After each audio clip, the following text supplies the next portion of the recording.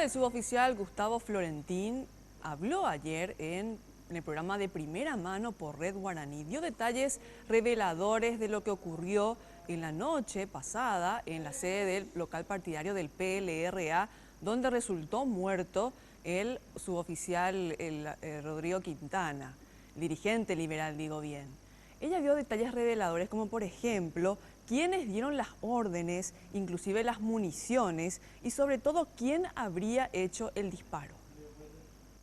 No fue el viernes que el suboficial salió al exterior de la comandancia de la policía, donde cumplía arresto domiciliario. Ya el jueves, un día antes de los disturbios, él mismo recibió la orden de equiparse y realizar guardia frente a la sede del Congreso, por mandato del propio jefe de la agrupación de seguridad, comisario Julio Melgarejo. Así lo indicó su abogada anoche en el programa de Primera Mano. El jueves, él le ordenó a que se vaya al Congreso como escopetero en el móvil Lima, uno que es el móvil de Melgarejo. ¿Por qué eso no comunicó? El jueves ya él estuvo. Eso está en la Cámara del Congreso. Florentín ya el jueves estaba afuera. Sí, señor. ¿Por orden de Melgarejo? Claro, por orden de Melgarejo. En el móvil Lima 1 de Melgarejo. Una similar orden habría recibido ya el viernes por la tarde, refutando la versión oficial, la cual señala que él mismo, por su propia iniciativa, violó su arresto domiciliario, tomó un arma y salió a las calles. En horas de la tarde, a las 16 horas, se tuvieron conocimiento que en la comandancia estaban unas turas de personas queriendo ingresar. Entonces él recibe la orden de presentarse en la armería a los efectos de retirar las indumentarias. ¿Y quién le da la orden? La orden le da el oficial primero, que es el ayudante del jefe de agrupación, el comisario principal Melgarejo. Esa es la orden, el que le dice que se... Le ordena que él se presente en la armería a los efectos de retirar todas las indumentarias, la escopeta y las municiones. En una carta escrita de puño y letra por el suboficial, también da un dato revelador.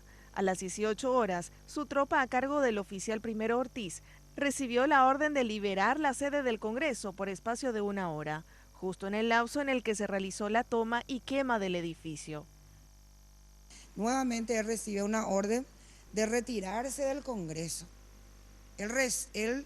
A ellos le dan una orden de abandonar el Congreso. Abandonar, o sea, liberan el Congreso. Sí, se retiran de la guardia que estaba, o sea, de la seguridad que estaban dando al Congreso. Sí, ellos reciben las órdenes de abandonar el Congreso y que se tenían que ir a ubicarse toda la parte trasera del Congreso a los efectos de que tengan que recibir nuevas órdenes, nuevas instrucciones.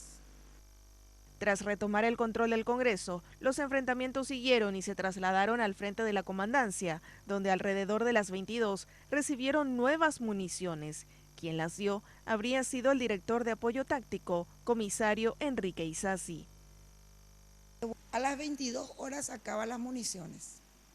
Según le cuenta Florentín. Claro. ¿Y qué pasa ahí? Ellos vienen frente al Congreso y son reabastecidos de las municiones por un comisario principal, por un comisario general, de nombre Enrique Isasi. Él mismo hace entrega, o sea, él llega en un vehículo de la marca Isuzu D-Max de color negro. Isasi. Y frente a la comandancia le proveen de las municiones a ellos. A todos los escopeteros. Ahí nos aclara qué tipo de municiones. No.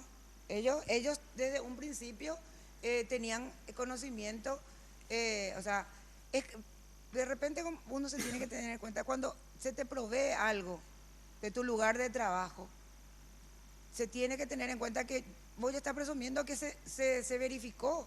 Ellos ya no podían ponerse a controlar, porque era de inmediato el procedimiento.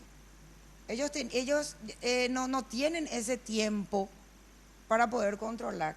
Acá pienso yo que el que tenía que haber controlado es el comisario general. El relato continúa, afirmando que a las 22:30 recibieron la orden de dirigirse a apaciguar una turba frente al diario ABC Color, tras lo cual los intervinientes ya querían descansar.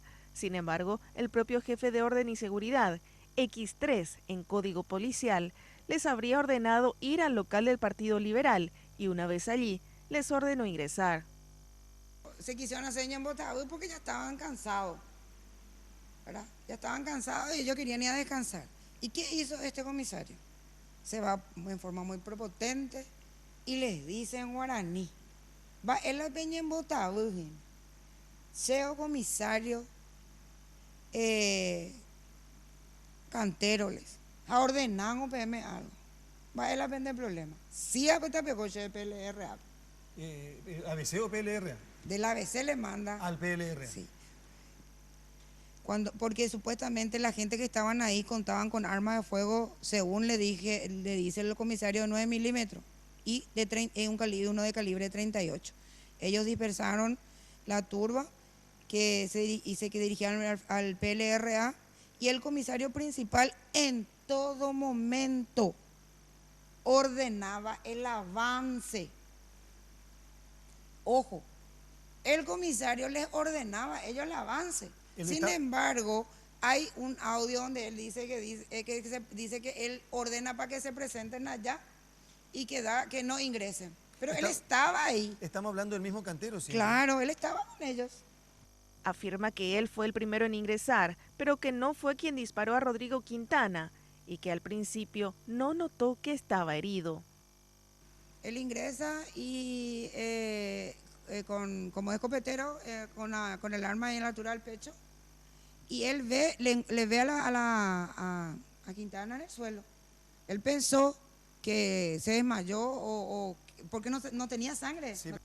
Incluso afirma que el disparo provino desde su izquierda e identifica a quien lo habría realizado, el agente Arnaldo Andrés Báez. Está el informe